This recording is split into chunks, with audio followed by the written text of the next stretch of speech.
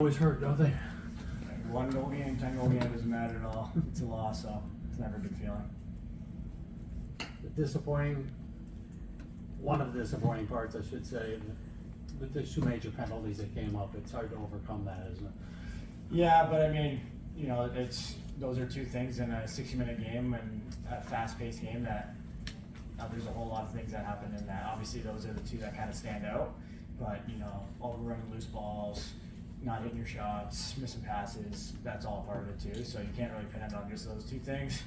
It obviously hurts being in the box, but those aren't the two penalties and the reason why we lost tonight.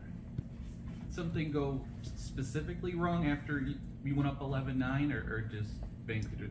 What happened from your vantage point that they got back in the game? I think Josh had two huge goals there in the fourth quarter, and I definitely felt the momentum swing our way. And I think Keegan Ball had one of the, I don't know who had the other one, but I remember seeing Keegan shot from the bench, and he's a great player. And if you're leaving his hands free to shoot like that with any time in the game, it's a good look for him. So that's probably one we want back. And I felt the arena was with us, our fans were with us the whole game, as they always are, and it's hard to kind of pinpoint one thing. Like I said, it's really easy to point the finger at the Dillon penalty, but that's not the sole issue there at all. And it's just a compounding effect of things that have happened, and we found a way to lose today as opposed to find a way to win. Had some looks there at the end of the game. Does not converting on those just come down to having a goalie the caliber of Del Bianco in that? Yeah, I wish he was still sitting on his couch. No, I mean, it's good to see him back in the league and playing. A player of his caliber, you don't want situations like that happening. And kudos to Vancouver for being able to make that move and get him. Unfortunately, he was in between the pipes for us tonight, but I mean, they were playing well when Aiden Walsh was in that too. So we had a lot of really good chances, and hit a lot of posts. Dells made a lot of great saves.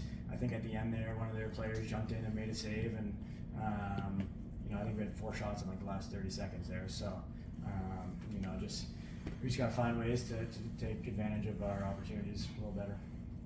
It's hard to follow Vancouver from here, but they seem like a team with the arrow pointed up. And I'm sure you expected that today because they've been playing well lately, but they were pretty good.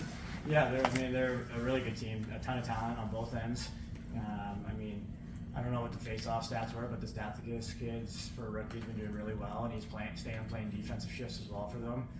They're obviously coached very well. Kermalowski had him this summer with Team Canada. It was my first experience with him, and he's a very smart coach. And they run a tight ship over there. They push transition really well. Their defense is suffocating and annoying. They're a team that I don't know if they're necessarily on the rise. I think they're in the mix right now, and kudos to them. You started seeing things in the third quarter, started clicking for you. Did you see something different in Del Bianco than didn't see in the first half, maybe? Not necessarily. I had a couple shots in the first that I thought I just missed. One sticks out to me in the second quarter going down the lane, and I tried to pull it short side high. And Dub's is a reactive kind of goalie. I just missed the net on that. I thought the shot I wanted, just missed it.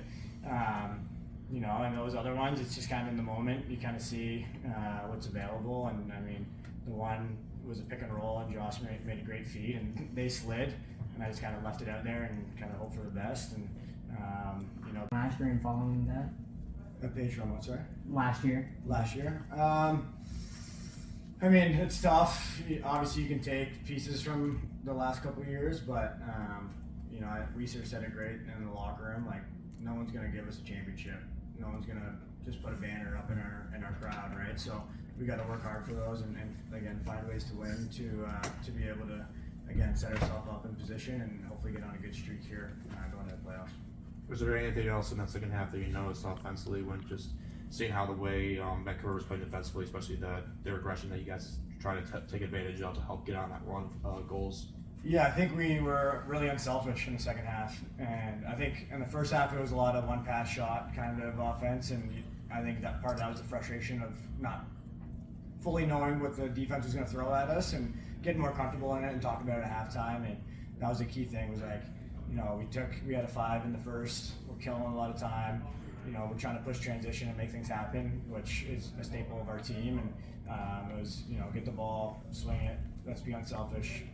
Yeah, we have Josh and Dane, but we also have DeHovia, we have Bucky, we have Kluch, you know, myself. So anyone can go off any night, and that's the beauty of our team. Everyone trusts each other, and you know, I think you saw, you know, glimpses of that in the second half.